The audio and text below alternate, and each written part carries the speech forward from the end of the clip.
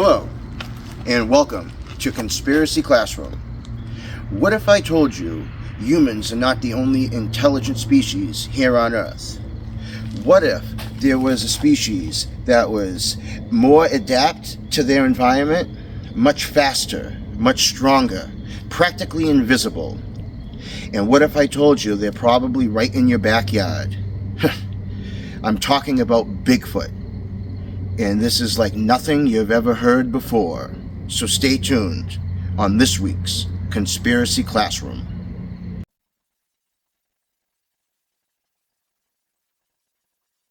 Hello.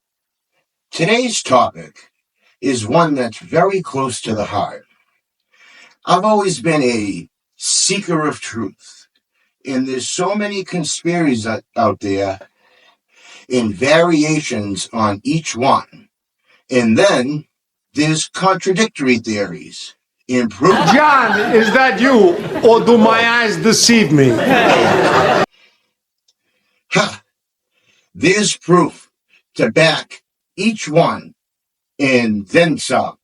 Proof? You gotta be kidding me. Closest thing to proof is bullshit, at best. And a purposely placed lie by the government, at worst. I forgot you were there. Yeah, well, I'm pinned to a corkboard with a tack. You know you should bring me places, like that wrestling event you guys were talking about. I don't know. Hey, pin me to the sign. Screw it. Wave me around. Get me on TV. I'll freak some people out. I don't care. I really don't. Yeah, that's why I'm apprehensive about taking you anywhere. Please. Anywhere. Take me anywhere. To the supermarket. Even. I'll keep still. Won't say a thing. I'll think about it. No promises. That's all I can ask. As I was saying, the topic today, and my intention, is to present a series of facts to convince you, the viewer. There's still no viewers. There will be. I'm still learning. Primitive human. I am almost embarrassed. I want to present a series of facts, events, first-person interactions, and attributes that have been reported to be connected to these people since the dawn of time. I'm talking about Bigfoot. That's right. Let's do it. My favorite conspiracy, because I believe it to be the key to figuring out all of them.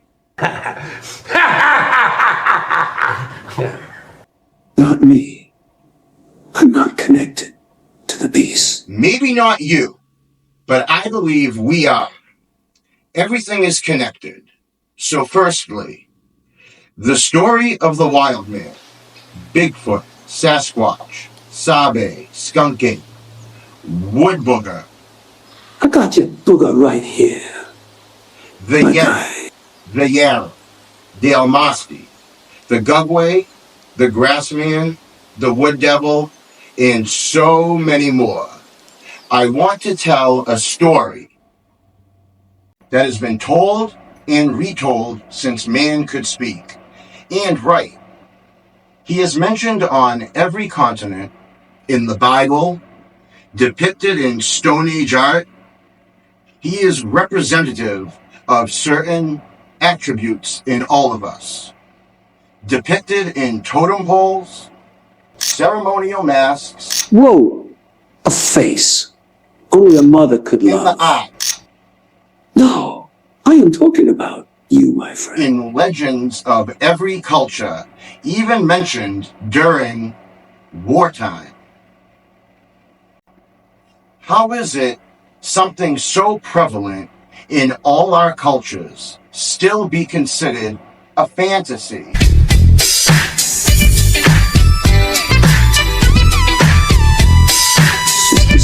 Sweet fantasy, baby. I take this topic serious. Out of every conspiracy, paranormal, supernatural, with ghosts. I promise you, darling, there's no ghosts around here, so you're It safe. is one I feel I can actually figure out or help contribute. And you can too. Hey, am I coming off the road? Take me to the woods. I will mess with this guy. Alien versus Bigfoot.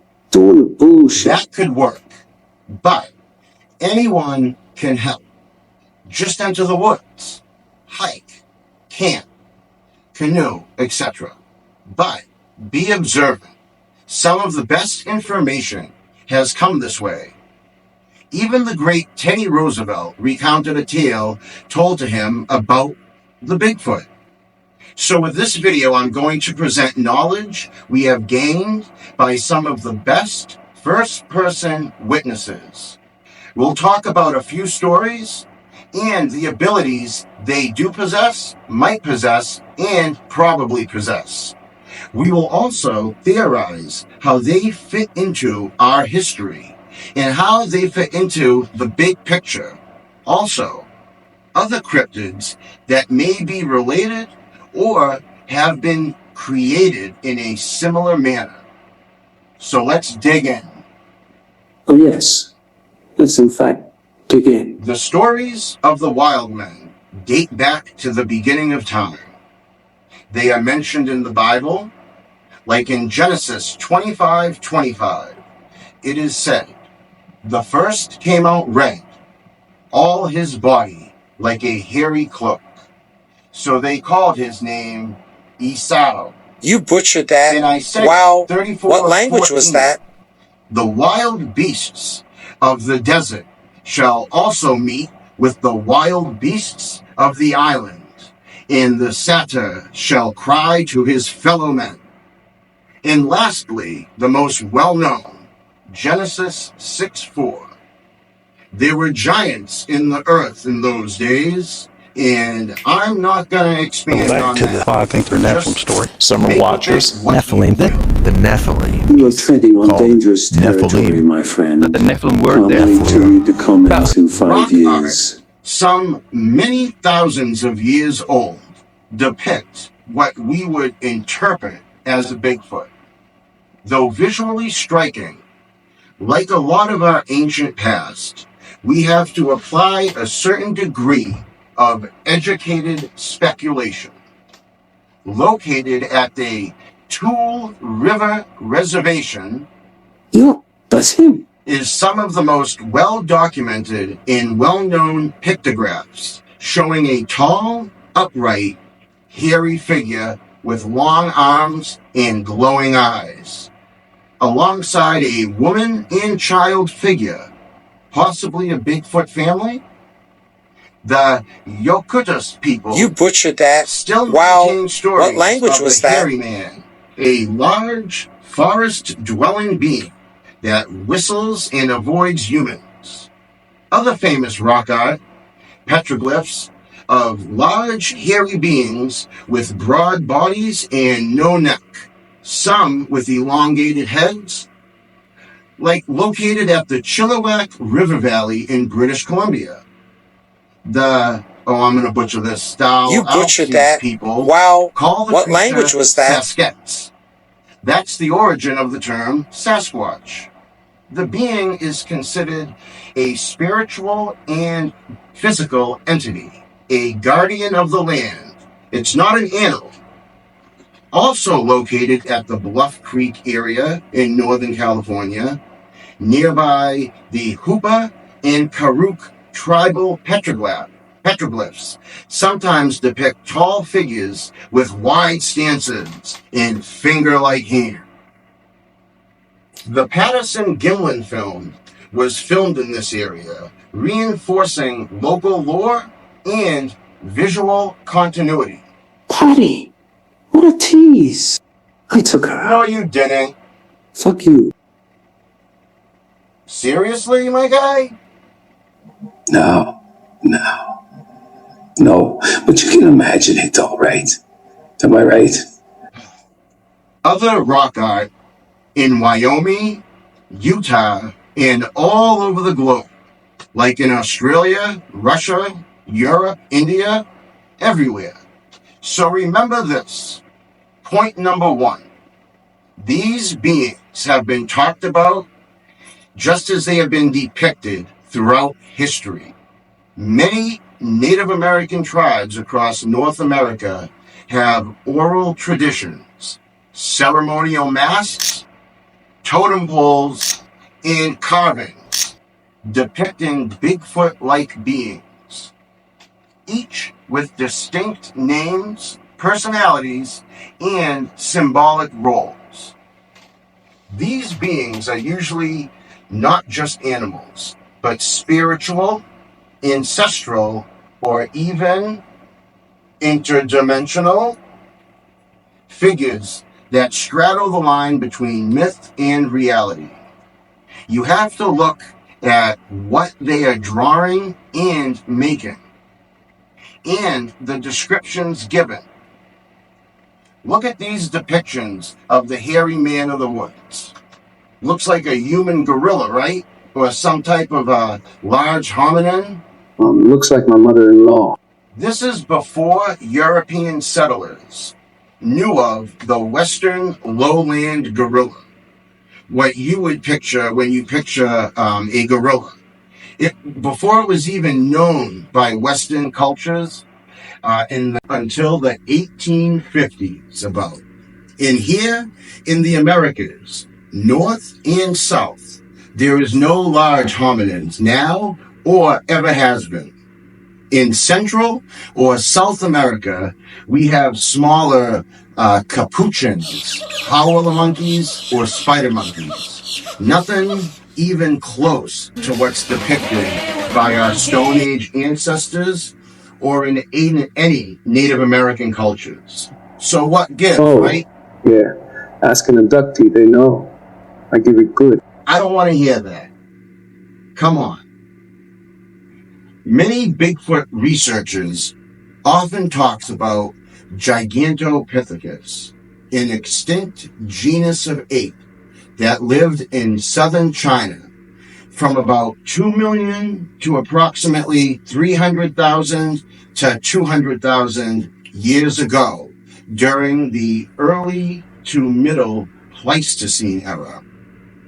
But what has been described is not an ape or a monkey, but a man.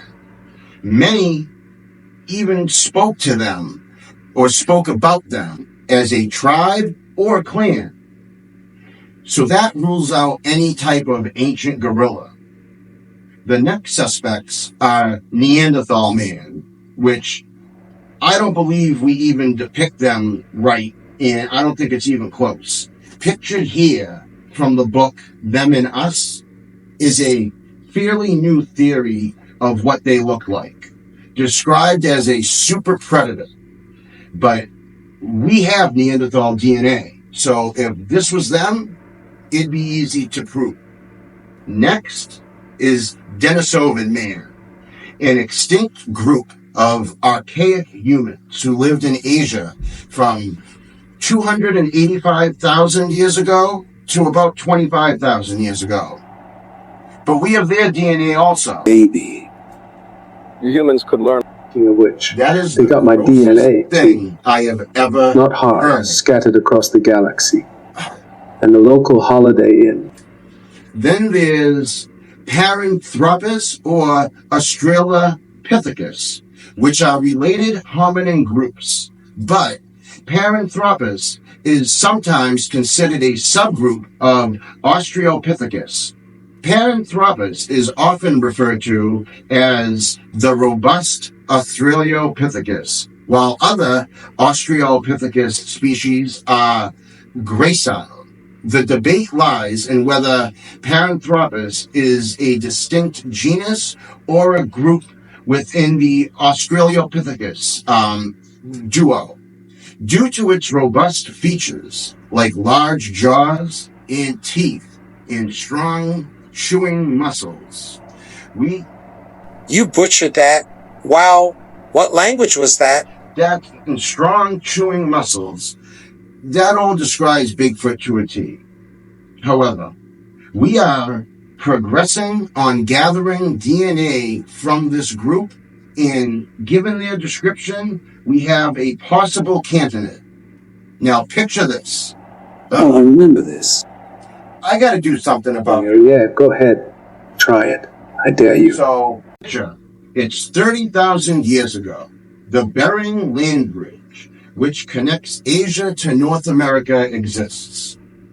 Though covered by two giant ice sheets, the Cordilleran ice sheet, which covered the Pacific Northwest and British Columbia, and the Laurentide ice sheet, which covered most of central and eastern Canada, Great Lakes region, and New England.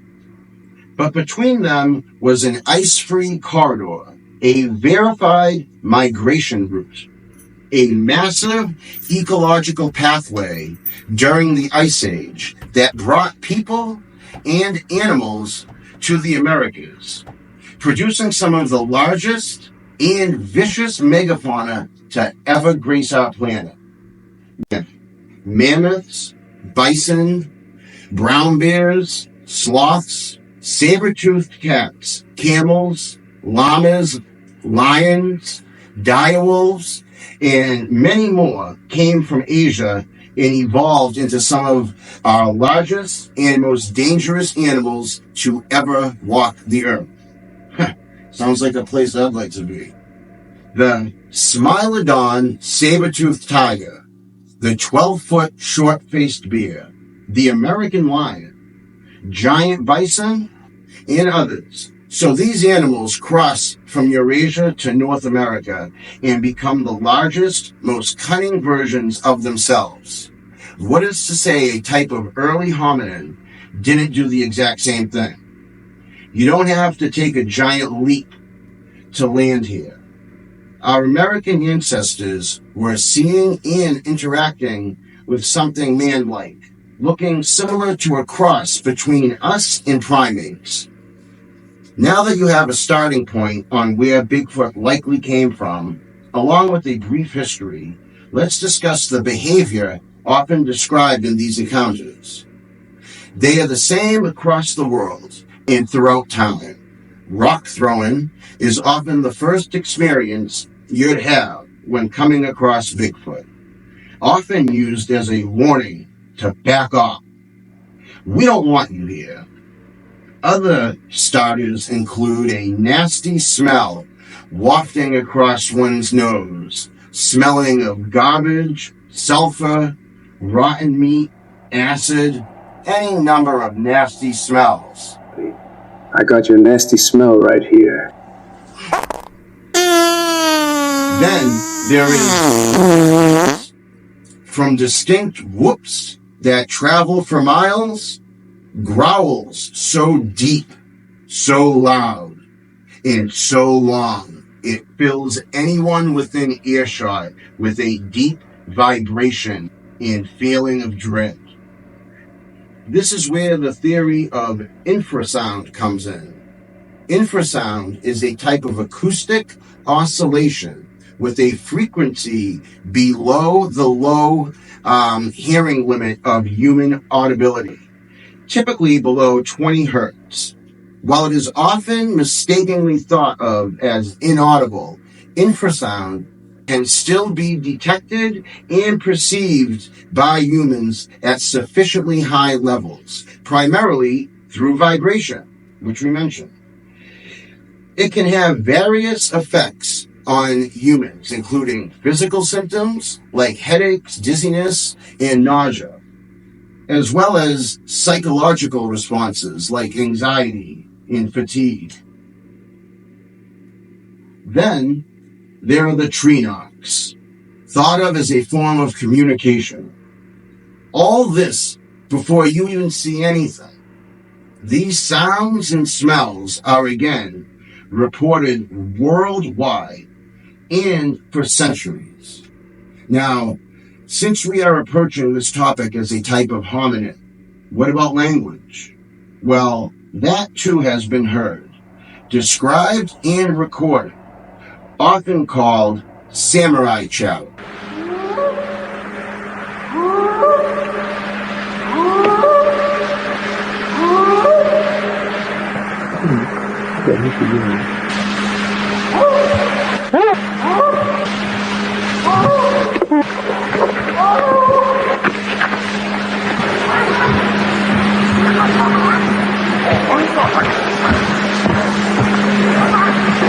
There's two of them across the creek at the big rocks.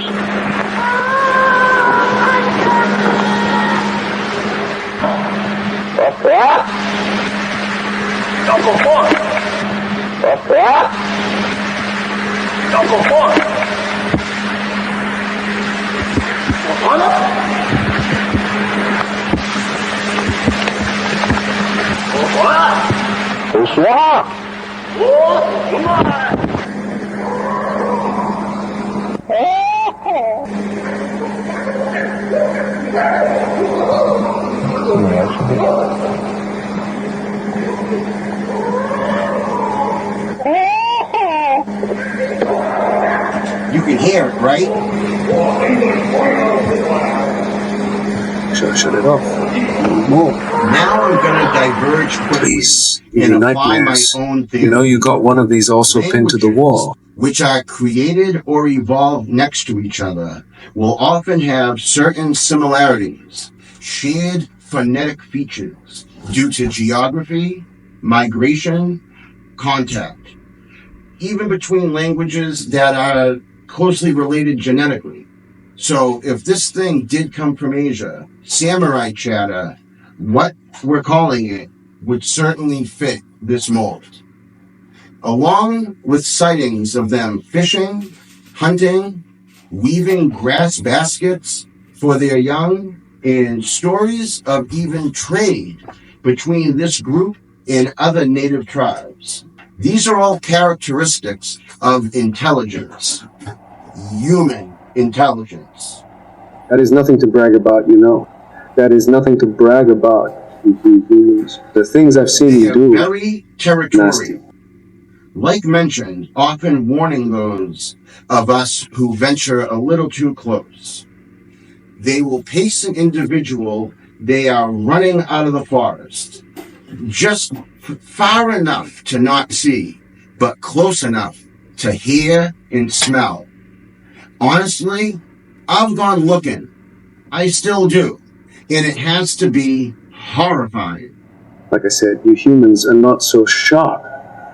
Yet, You're actually kind we of dumb. still seek what we don't know. Okay, I gotta speed this up. I'm not wanting to go on some diatribe. Right now, I'm gonna tell you what they look like. Gonna go into the different types and how they're depicted. Give you my thoughts on how and why.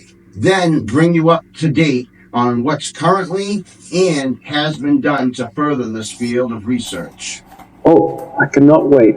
I'm sure they cannot wait to. The common Please depiction continue. of Bigfoot is 7 to 9 feet tall, hairy human or human-ape hybrid, weighing 600 to 1,000 pounds, with broad-shouldered, barrel-chested, and usually thick, dark brown or black hair covering the entire body except the palms, soles, and face. Very human-like. Exaggerated brow, deep-set eyes, a wide mouth, human teeth, a hooded nose, conical-shaped head, some with beards, some not.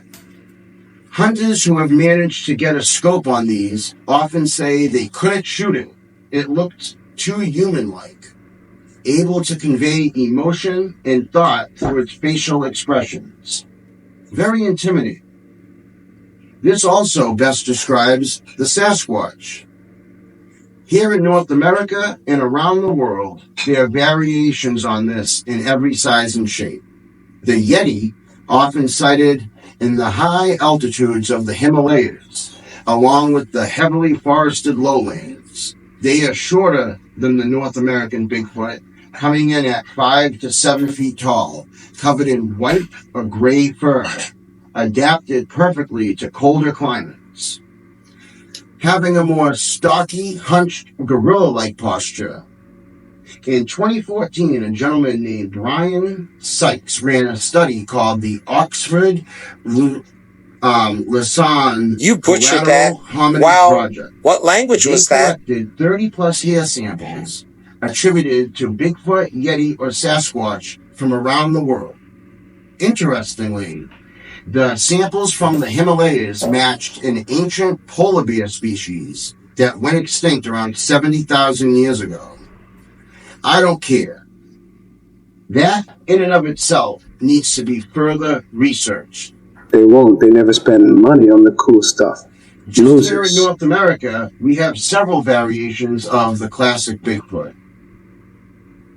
Briefly, we have the Ohio Grassman. It stands at 8 feet tall amid tall grass and cornfields in the Appalachia. Its reddish, dark, shaggy coat, more lanky, having an expressive stance, alert, aggressive, varying in colored, glowing eyes. Believed to live in the grass huts or burrows into the ground. The skunking, 5 to 7 feet tall, covered in a dark brown to reddish fur, with a horrendous smell like rotten eggs, decay, and sewage. Seen around the swamps and marshes with eye shine or eye glow, described as red or orange. And we have the Gugwe, one of the more intimidating kinds, found in the northeastern U.S. and Canada, first spoken about by the Iroquois and the Algonquin tribes. They are taller and more feral than the other Sasquatch, often described as having a snout and are more baboon-like features. They are aggressive and dangerous, sometimes associated with cannibalism or kidnapping of people. They are very territorial and set to guard certain sacred areas or natural boundaries. Just your luck, this one. The scariest one lives near you. So you see, the description of what they look like varies by location. And still, they all have certain features that link them together. All types seem to be attracted to our presence, and often they just observe us, probably for entertainment.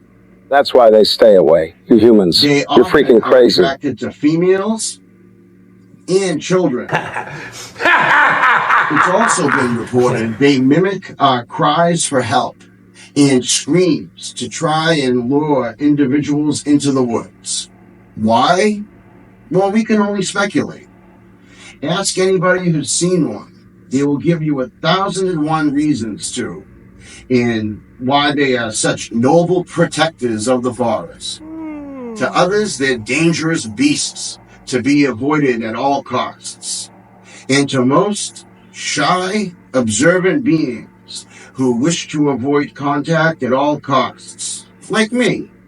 I think they are like anyone else with a multitude of personalities, both good, bad, and indifferent. Now I'm going to share a couple of stories that I've heard over the years, and I believe they pertain to certain things important to our research.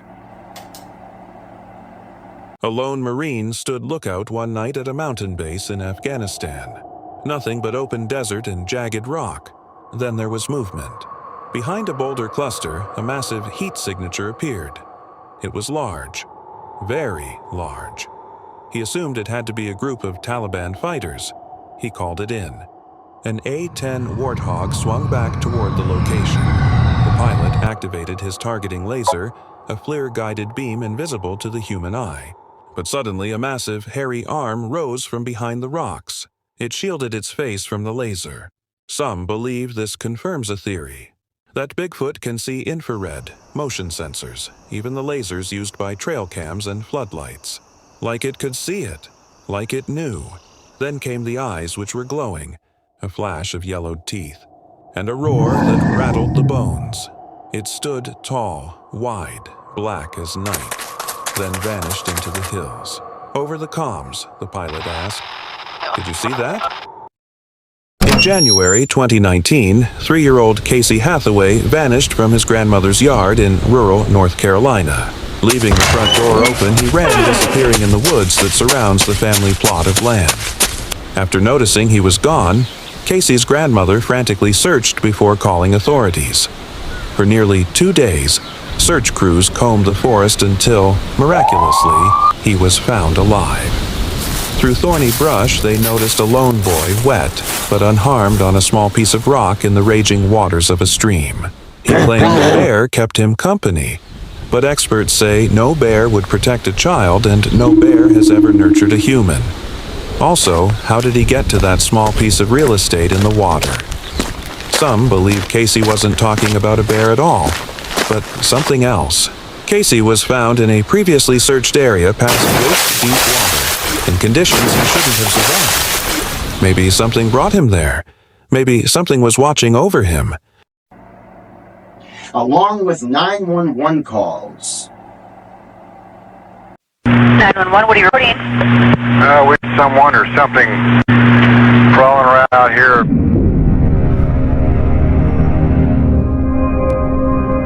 Did you see what it was? A person or an animal or? I can't tell. All I know is my central light came on and I just happened to glimpse and see this thing running across the yard. A good-sized man or something looks like a man. I don't know what it was, just that it ran across the yard. Okay. You've had problems in the neighborhood before? Yeah, my dog was killed here just recently. I don't know what it was, whatever it is, it's running. Couldn't catch it if I was going to chase it. But whatever it was standing up. I'm out here, come through the window now and I don't see anything. I don't want to go outside. Jesus Christ, you better... Tia! Hello? Get somebody out here. What's going on now, sir? That son of a bitch is about 6'9", I don't know. You see him now, sir? Yes, I'm looking right at him. Uh-oh. Okay, hang on. He's right... Is he in your yard, sir? Yeah, God, he's big. Okay, what's he in your yard? He's looking at me. Oh, the guy is on foot. I don't know what... It's big, real big person. That's all I can say. Okay, it is a person. Yeah, it was a person or somebody really big. There are so many sightings, so consistent. You could charge him in a court of law for murder. Guilty as charged. Which actually happened in the state of Washington, in Sacramento County. It recognizes Bigfoot as a protected species and is illegal to hunt. That was in the 70s. Also in the 70s and in the 1970s, the U.S. Army Corps of Engineers recognized Bigfoot as a local species in the Environmental Atlas of the Pacific Northwest. In the atlas, Bigfoot, also referred to as Sasquatch, is listed alongside actual biologically recognized wildlife like elk, bears, and deer. This was not satire nor fictional entry, not by any means. It was included as part of a serious environmental and wildlife research document for the government to use. Seriously, does it mention it will rip your arms off at looses at Dejarik?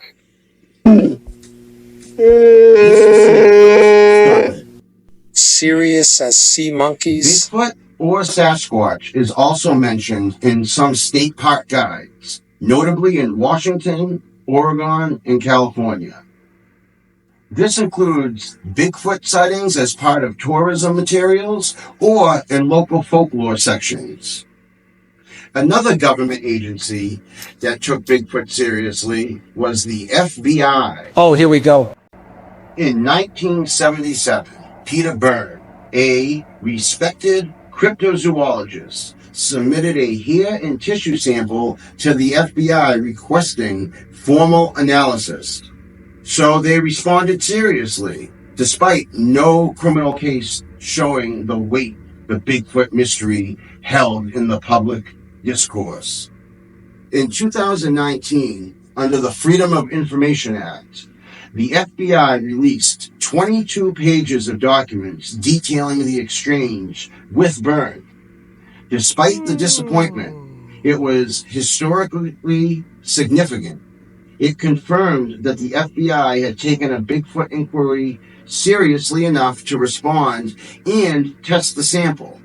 It's one of the only known cases where a federal law enforcement agency got involved in a Bigfoot evidence analysis. When the government got involved with a certain alien, I became a fixture on some nobody's wall with a rash so bad. This story segues perfectly. The section on rashes. Want to see? I don't want to see it. Can talk about DNA.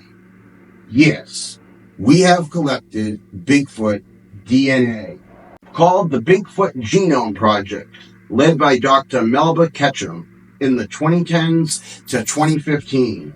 It is the most ambitious and controversial scientific attempt to prove Bigfoot's existence.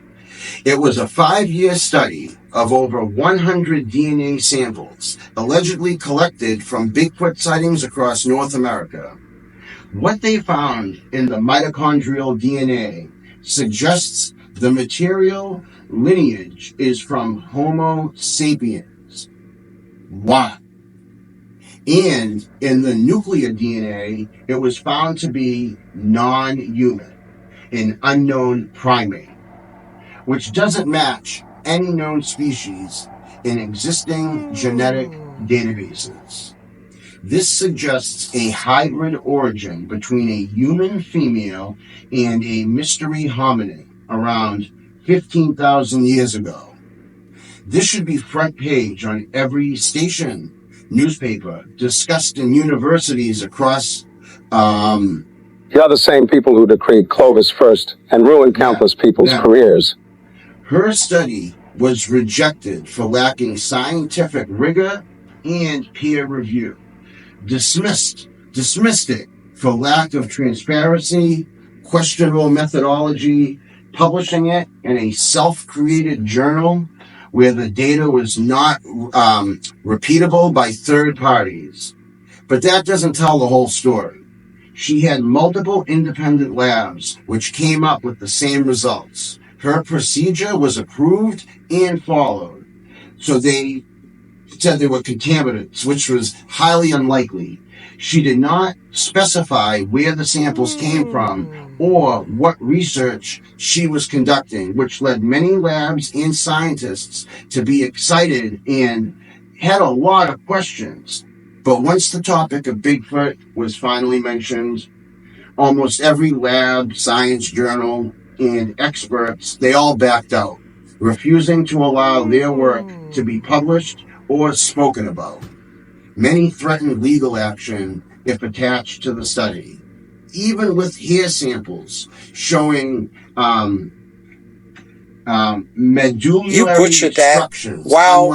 What language was that? And electron microscopy that showed unusual properties. Despite this all, she was vilified, blacklisted, and dismissed. Sayonara. One other study I'd like to mention, and I remember when this happened, was by the show Monster Quest on the History Channel in about 2008. Hair, blood, and scat samples were sent to various labs. Shockingly, these samples came back as no match found in the database or partially degraded DNA that was inconclusive. One notable case involved hair from the Pacific Northwest that tested as unknown primate, but with human mitochondrial markers. Sound familiar? And there were others. Remember the Yeti DNA that came back as an extinct polar bear? This prompted the Russian government and other Russian officials, including anthropologists. You butchered that. Wow. What language was that? To lead a government-backed expedition in the Kemerov region of Siberia. There they claimed to find footprints, nests, and hair samples, as well as DNA results later claimed to be part human and part unknown. But Russian scientists didn't release the full sequencing.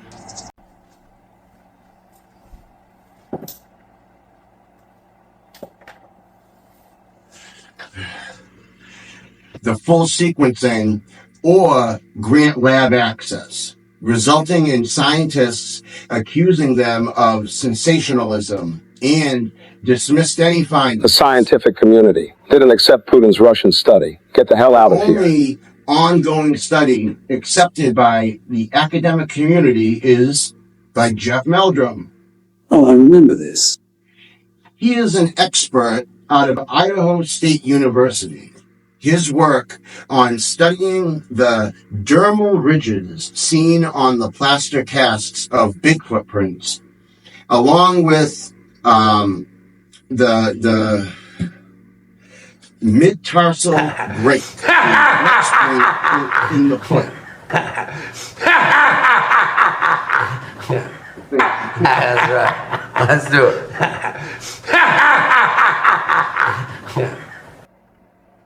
He's advocated for Bigfoot having a mid-tarsal break, a flex point in the foot, allowing for such a large being to have agile bipedal locomotion. His work is very interesting, based in science, and has been at the forefront of Bigfoot research for over 30 years. Dermal ridges and a mid-tarsal break. Say it with me. Dermal ridges and a mid-tarsal break. Hey. That is the best we have. Hey. Look, while I admire his research and conviction, we have to do more.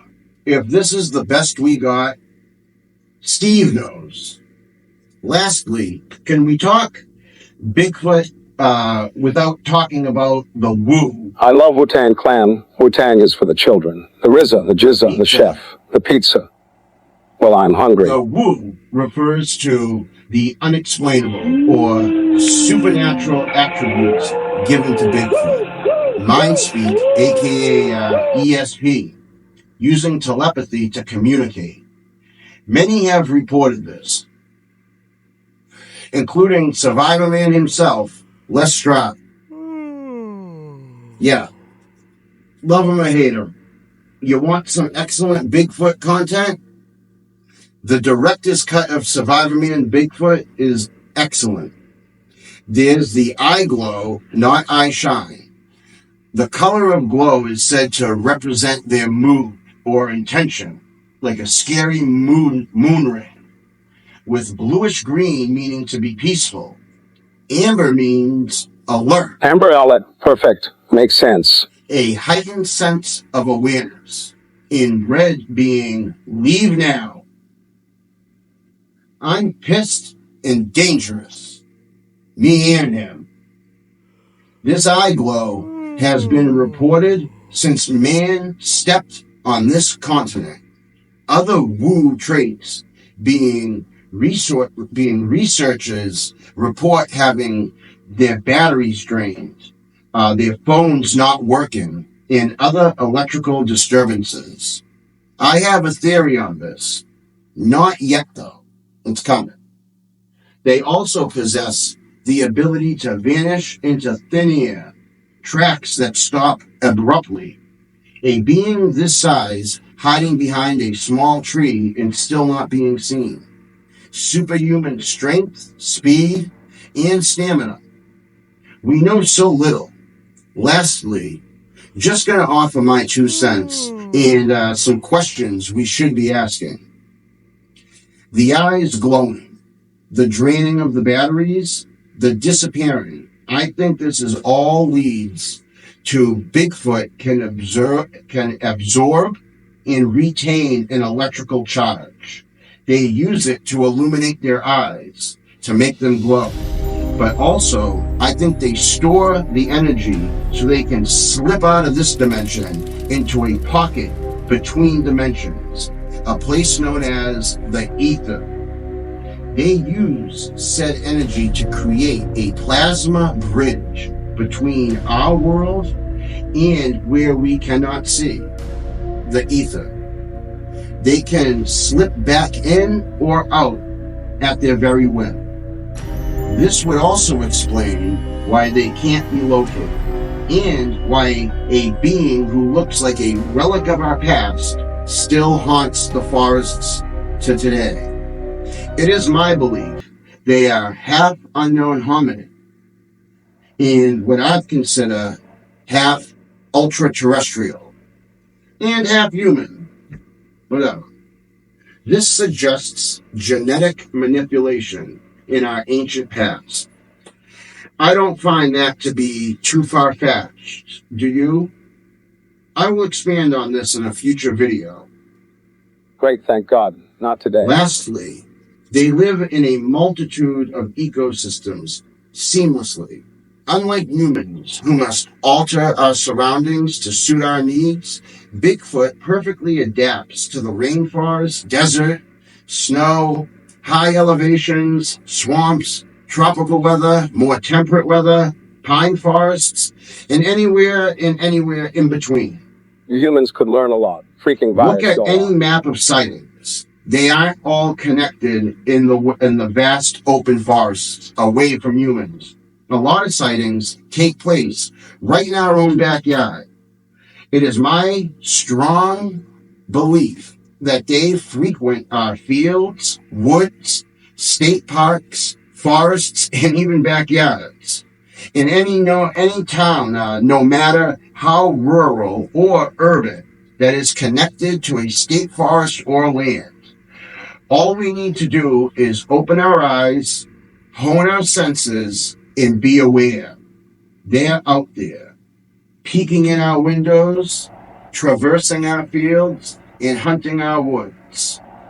And our pets, they are eating the dog. Hey. And they are eating the cats. Eat the dogs, eat the cats. So we have a being more man-like than not, seen for thousands of years all over the world. The same description, time after time, has been acknowledged by governments, scientists, and esteemed individuals. Rooted very much in reality, but also can be surfing the ether waves across time and space. I want to thank Steve from How to Hunt. He does a lot for spreading the word and making people aware of these things. Knowledge is always power. Second, I want to thank Survivor Man himself, Les Stroud. He brought a lot of credibility to this topic. Given his many experiences and his documentation, it is so valuable beyond words. And lastly, the YouTube channel Bob Gimble. Not one half of the men who filmed the Bigfoot video ever recorded. No, I'm referring to Bob Gimlet, the best repository for Bigfoot knowledge, theories, and the best coverage for its existence online. I mean that, Bob. If you ever watch this, you have to go back on Rogan. I know, it's probably nerve-wracking, but you possess the knowledge and insight to sway the conversation into the believable. I'll go on with you. Let's go. Lastly, A.J. Gentile from the Y-Files. He said on multiple occasions he doesn't believe in cryptids and to stop suggesting it. I love his show. It's my favorite.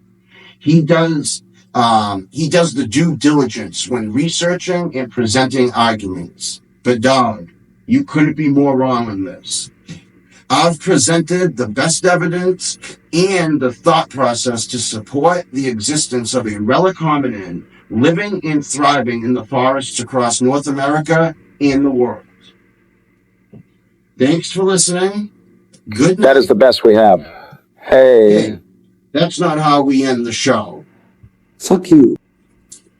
I'm going to need a thank you, folks. A good night. This last one was even better than the first. All right. Sayonara. Thank you. Thank you, and goodbye.